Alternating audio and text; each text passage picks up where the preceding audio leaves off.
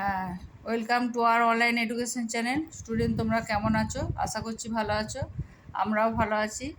কালকে যে ভিডিওটা দিয়েছিলাম সেটা বৃষ্টি হওয়ার জন্য মোবাইলটা পড়ে গিয়েছিল, অর্ধেকটা দেওয়া হয়েছিল, অর্ধেকটা দেওয়া হয়নি। বাকিটা গন্ডগোল হয়ে গেছিলো বলে ডিলিট করে দিয়েছি। এবার আজকে আবার শুরু করেছি। 49 অনুশীলনী প্রথম থেকে আবার দিই, তাহলে শুরু করে দিয়েছি। তাহলে আজকে দিচ্ছি ক্লাস 3 প্রশ্নমালা 49 পূর্ণবেশ জানা। ঠিক আছে, এবার আজকে 1 থেকে শুরু করছি। যেহেতু সেদিনকে 1 থেকে করেছিলাম, কয়েকটা অঙ্ক গন্ডগোল হয়ে গেছিলো, ওই জন্য ডিলিট করে দিয়েছি। আজ আবার 1 থেকে শুরু করছি। 325কে 65 দ্বারা ভাগ করলে যে ভাগফল হয়, কোন সংখ্যাকে 240 দিয়ে ভাগ করলে সেই ভাগফল হবে? তাহলে প্রথমে 325কে 65 দিয়ে ভাগ করে দেখলাম ভাগফল কত হলো, 5 হলো। তাহলে এবার 5 যখন হলো, এবার 240কে কোন সংখ্যা দিয়ে ভাগ করলে সেই ভাগফল হবে? হ্যাঁ, তাহলে 240কে আমি এই যে ভাগফলটা 5 হয়েছে, 5 দিয়ে ভাগ করে দেখলাম 1200 হলো। এবারে আমি উল্টে ঘুরে করে দেখছি যে 240 দিয়ে 1200কে ভাগ করে দেখি 5ই হয় কি না। তো 240কে 1200 দিয়ে 1200 দিয়ে করে দেখলাম 5ই ভাগফল হলো। তাহলে অঙ্কটা ঠিক হলো। 325কে 65 দিয়ে ভাগ করলে যে ভাগফল হবে, 240কে সেই ভাগফলটা দিয়ে এই যে এটাকে গুণ করে নিয়েছি প্রথমে, দিয়ে 240কে সেই ভাগফলটা দিয়ে ভাগ করলে সেই ভাজ্যটা দিয়ে ভাগ করলে ভাগফলটা একই হবে। তাহলে একই হয়েছে, দুটোই 5। তাহলে সংখ্যাটি কত হলো, 1200। এটাই উত্তর। তারপর চলে এসো 3-এর দাগে। একটি ঘড়ি প্রতি ঘন্টায় 10 সেকেন্ড ধীরে স্লো চলে। ঘড়িটি একদিনে কত ধীরে স্লো চলবে? তাহলে প্রতি ঘন্টায় যদি 10 সেকেন্ড ধীরে চলে, তাহলে 24 ঘন্টায় ধীরে চলবে কত? 10 গুণিত 24 গুণিত 10 সমান 240 সেকেন্ড। 240 সেকেন্ড মানে এবার এটাকে মিনিটে পরিণত করছি, 60 দিয়ে ভাগ করছি। 60 4 60 240, তার মানে 4 মিনিট। তার মানে প্রতি 24 ঘন্টায় ঘড়িটা কতক্ষণ ধীরে চলবে? 4 মিনিট। এটাই উত্তর। তারপর চলে এসো 4-এর দাগে। 4-এর দাগে অঙ্ক হচ্ছে 1992 সালে যামিনীবাবু জানুয়ারি, ফেব্রুয়ারি ও মার্চ এই 3 মাসই রোজ 1.8 লিটার করে দুধ কিনলেন। দুধের দাম প্রতি লিটার 15 টাকা হলে ওই 3 মাসে যামিনীবাবু দুধের দাম মোট কত টাকা ব্যয় করলেন? তাহলে যামিনীবাবু কোন 3 মাস কিনলেন? জানুয়ারি, ফেব্রুয়ারি, মার্চ। কত করে কিনলেন? 1.8 লিটার। দুধের দাম কত? 15 টাকা লিটার। তাহলে মোট দুধের টাকা কত লেগেছে এই 3 মাসে জিজ্ঞেস করছে। তাহলে আমি আবার শুরু করছি অঙ্কটা। জানুয়ারি মাসে দুধ কিনলেন 31 দিন, ফেব্রুয়ারি মাসে দুধ কিনলেন 29 দিন, যেহেতু ওই যে 92 সাল, তার মানে লিপিয়ার বছর 29 দিন। মার্চ মাসে দুধ কিনলেন 31 দিন, তার মানে সমান, এই যেমন গিটে করে করে করো তোমরা, আমিও ওই গিটে করে করেই করেছি, দিয়ে 91 দিন মোট হলো। 91 দিন দুধ কিনলেন। এবার প্রতি লিটার দুধের দাম কত বলেছে? 15 টাকা। কত করে দুধ কিনেছে? 1.8 লিটার করে রোজ দুধ কিনেছে। তাহলে 91 দিনে 1.8 লিটার করে দুধ কিনলে কত হচ্ছে? 1638 লিটার। 1638 লিটার। আর 15 টাকা লিটার হলে দাম কত হচ্ছে? 1638 গুণিত 15 দিয়ে এই গুণ করে গুণফলটা হলো 2457 টাকা। তাহলে এত টাকার এই 3 মাসে কত টাকা দুধ কিনেছে? 2457 টাকা। এটাই উত্তর। এই উত্তরটাই হয়ে গেল। তাহলে বুঝতে পারলে, জানুয়ারি, ফেব্রুয়ারি, মার্চ 3টে মাস গুনলাম, কত দিন? 15 টাকা লিটারটা দেখলাম, কতটা করে দুধ কিনেছে সেটা দেখলাম, তাই 15 দিয়ে গুণ করে দিলাম, উত্তরটা বেরিয়ে গেল। তারপর হচ্ছে 5-এর দাগে। কোন সংখ্যাকে 2709 দ্বারা ভাগ করলে ভাগফল 125 এবং ভাগশেষ 19 হবে? তাহলে সংখ্যাটা কি? আমরা জানি কোন সংখ্যা মানে বলেছে ভাজ্য। ভাজ্য সমান ভাজক গুণিত ভাগফল যুক্ত ভাগশেষ। তাহলে ভাজ্য সমান ভাজক বলে দিয়েছে, ভাগফল বলে দিয়েছে, ভাগশেষ বলে দিয়েছে। তাহলে এই দুটো গুণ করে এই সংখ্যাটা হলো যুক্ত 19। এটা বিরাট বড় সংখ্যা হয়েছে, হাতে গুনে গুনে ভালো করে দেখবে। তাহলে ভাজ্য সমান এইটা যুক্ত এইটা সমান এইটা, এটাই উত্তর। তাহলে কোন সংখ্যা দিয়ে এই সংখ্যাগুলো দিয়ে ভাগ করলে কোন সংখ্যাকে এই সংখ্যাগুলো দিয়ে ভাগফল হবে, গুণফল হবে, ভাগশেষ হবে করলে সংখ্যাটা হচ্ছে, তার মানে ভাজ্যটা হচ্ছে এত। স্টুডেন্ট তোমরা ভালো করে করবে, একটা সংখ্যা ভুলে গেলেই গন্ডগোল হয়ে গেল। তারপর চলে এসো 7 দাগে। একটি কাজ 4 জন লোক 4 দিনে করে, 12 জন লোক ওই কাজটি কত দিনে করবে? তাহলে অঙ্কটা কি হলো, একটি কাজ 4 জন লোক করে 4 দিনে, তাহলে মোট লোক লাগে 4 গুণিত 4 সমান 16 জন, 16 জন মোট লাগে।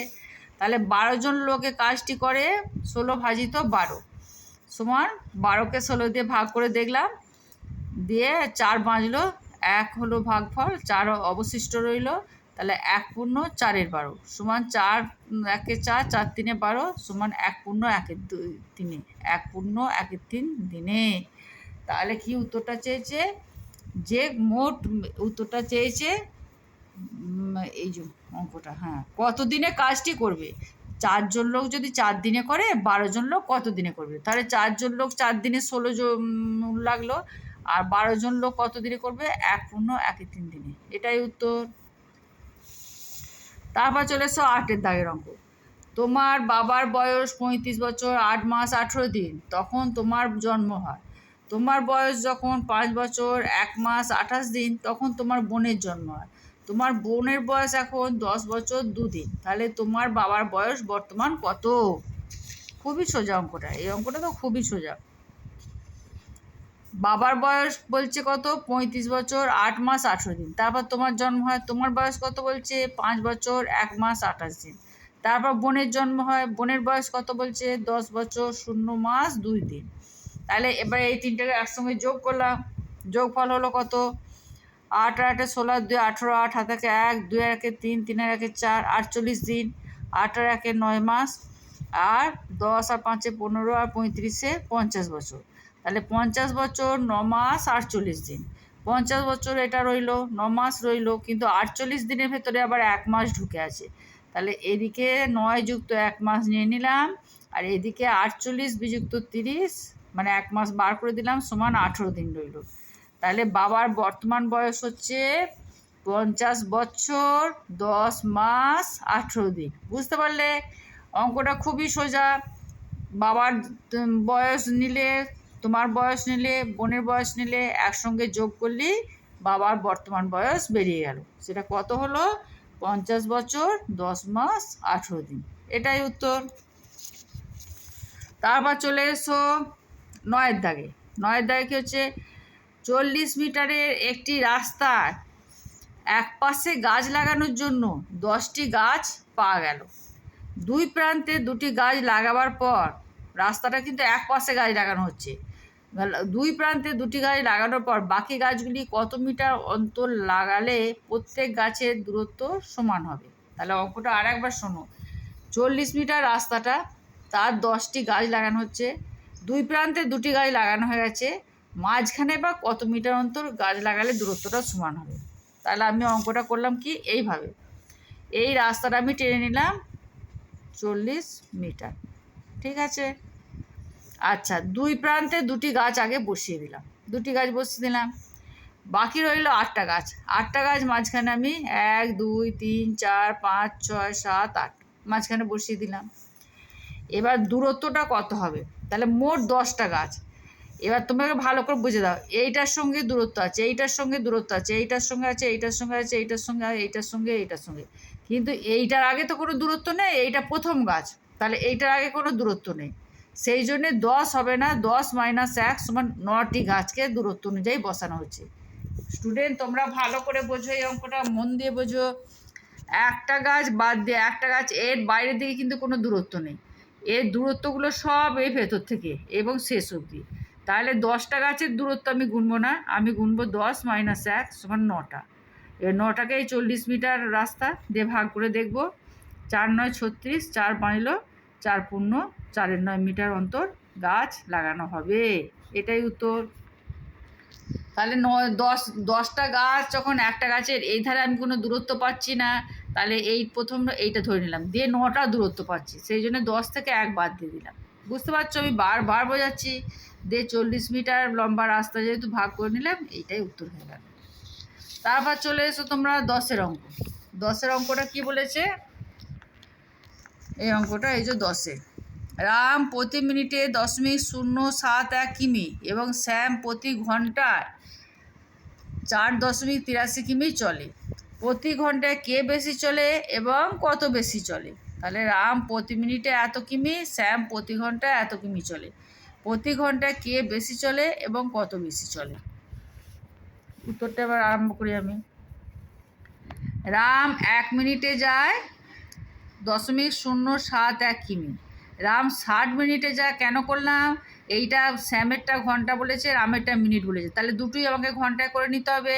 সেই জন্য রাম 60 মিনিটে যায় 0.071 গুণিত 60 সমান 4.260 কিমি।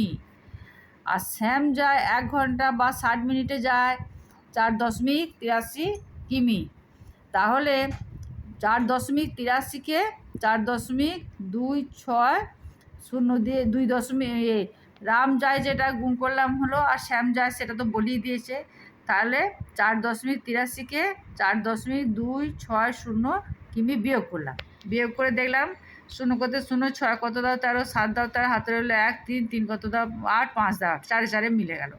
তাহলে 570.57 কিমি বেশি যায়। কে বেশি যায়? শ্যাম বেশি যায়। বুঝতে পেরেছো? তাহলে অঙ্কটা রামেরটা মিনিট বলেছে, শ্যামেরটা ঘন্টা বলেছে, আমি দুটোই ঘন্টা করে নিলাম, করে বিয়োগ করলাম। বিয়োগফল যেটা হলো সেটাই উত্তর। কে বেশি আছে, শ্যাম বেশি আছে, কত বেশি আছে? 0.57 কিমি বেশি আছে, এটাই উত্তর। তাহলে স্টুডেন্ট আজ এই অবধি রইল। আগামী দিনে আবার নতুন অঙ্ক নিয়ে আসবো। তোমরা সব মন দিয়ে অঙ্কগুলো দেখতে থাকো। তোমরা যত দেখবে আমাদের তত করাতে ভালো লাগবে। আর কেউ কেউ কমেন্ট বক্সে জানাচ্ছে ক্লাস 4 করান ম্যাডাম, বা এই অঙ্কটা করান ম্যাডাম, বা কেসিন আগের এইটা করান ম্যাডাম। আমরা তো ধীরে ধীরে সব করিয়ে যাচ্ছি, তোমরা সব দেখতে থাকো। স্পেশালি এই অঙ্কটা ওই অঙ্কটা বললে সেটাই যে পড়বে এমন কথা নয়, কিন্তু সামনে তোমাদের পরীক্ষাগুলো আসছে, তোমরা যত অঙ্ক বেশি করবে, এত সলিউশন করা আছে, প্রচুর পুরনো অঙ্ক আমাদের দেওয়া আছে। যত তোমরা অঙ্ক কষতে থাকবে, দেখতে থাকবে, তত তোমাদের নলেজ বাড়বে। আর আমি শিওর বলে দিচ্ছি, তোমরা যদি এই যতগুলো আমরা ভিডিও করেছি 3টে ক্লাসে, তোমরা যদি সব দেখো, তোমাদেরকে কেউ 100 থেকে আটকাতে পারবে না। তাদের যে পরীক্ষাতেই বসো, রামকৃষ্ণ মিশনেই বসো, বৃত্তি পরীক্ষায় বসো, বা যে পরীক্ষাতেই বসো, তোমাদেরকে কেউ 100 থেকে আটকাতে পারবে না। Thank you.